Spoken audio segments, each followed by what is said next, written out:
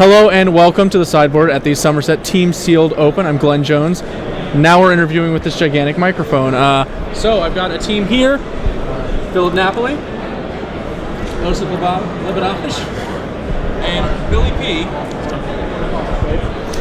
Guys, I guess, first off, how are you doing in the event? We're already pretty far underway. We're 4-1 right now. We lost 2 rounds ago, but 5-1 rather. But with 3 rounds left, if we win out, we should be able to make top 4. Okay. So early on in the Team Sealed building process, did you have any preconceived notions or preconceptions about what you wanted to be building as a deck?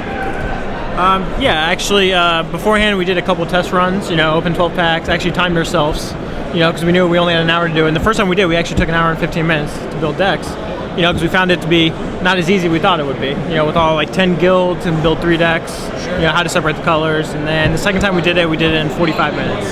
So, after a while we got used to it, and then, so we did a few. Practice pays off. Yeah. I think that's something that people don't really value enough, is that it's really hard building these sealed pools because there's so many guilds and there's so many different color combinations that you can work with. And in general, it's hard to build like guild 1, guild 2, guild 3. You're going to have like 2 or 3 3-color decks. So like small things like knowing who should sort what, like going into the building with a plan and a strategy is really important. And Phil's like a planner for a living, so he was really good at coming up with efficient ways to do things. Even like it's funny to say, but it's true. Like knowing who splits out what gold cards and where do you put the guild gates and the curios and everything. It just makes it easier. It just gives you more time to analyze what's going on rather than being inefficient and just scrambling. Yeah, very rarely will you build 3 decks and not change things. You're almost always going to change the decks around. And also one more thing during the build, like after, like we don't really assign everyone like we hey, build this type of deck, like build this Orzhov deck, build this Gruul deck. And then after we all build them, we all actually switch seats and look at the decks and get all our viewpoints on it, So we actually are standing, most times standing and moving around while we're building. I like that a lot. I've done some Team Sealed events, so we did the exact same thing. Like getting other people's viewpoints, letting them all see all the decks. Also really helpful when you have to coach your teammate when you already know what's in all the decks. Like if you didn't, it'd be really bad. It's just good to have a fresh pair of eyes on to look at the new decks and maybe consider different cards, because not all of us evaluate the same cards differently. It's the same, so it's important to have other people's opinions and kind of debate things. But again, that all takes time. So stuff like sorting and all this other nonsense, you want to cut down on that amount of time just so you can focus on what matters.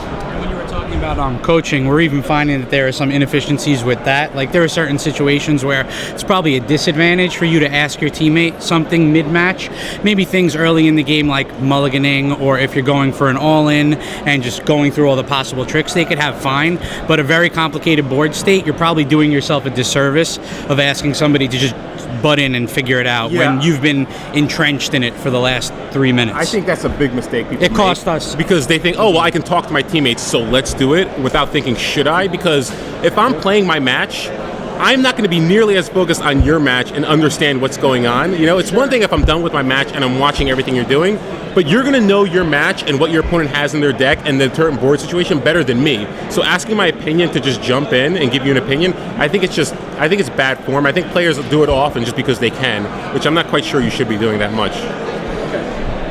Among the 3 of you, which one has the worst deck and which one has the best deck so far?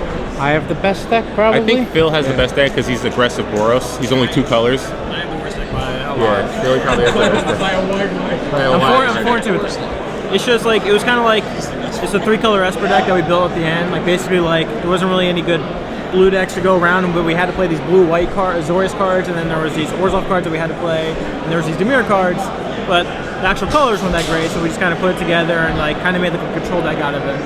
I think we built the right combination of decks. I just don't, you can only do so much with the power level of your cards. Sure, of course. Well, guys, the next round's about to start very soon, so wish you all good luck. Thanks for joining me in the booth. Thanks, Lynn. Always a pleasure.